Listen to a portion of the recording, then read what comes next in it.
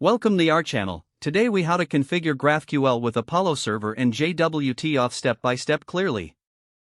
To configure GraphQL with Apollo Server and JWT authentication, start by creating a new node.js project. Open your terminal and create a new directory for your project. Navigate to that directory using the cd command.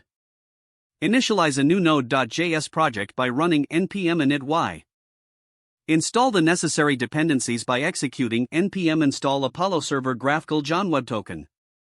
Create a new file named server.js in your project directory. In server.js, import required packages by using require. Start by importing Apollo Server from the Apollo Server package. Also, import GQL from the same package. Define your GraphQL schema using the GQL template literal.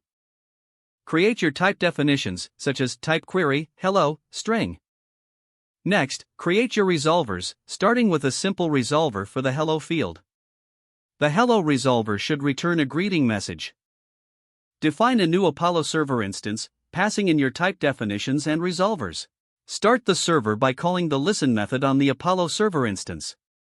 Log the server URL to the console for testing. Now, let's implement JWT authentication. Create a new file named auth.js.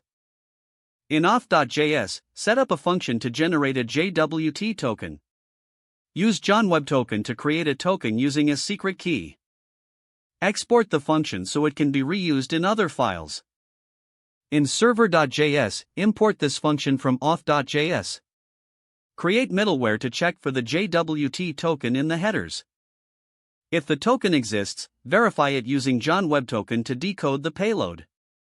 Add the user information to the context object. This allows you to access the user data in your resolvers. Now, update your Apollo Server instance to include the context. In your query type, add a new query, such as me, to fetch the current user. Don't forget to like this video and subscribe to our channel for more step-by-step tech guides.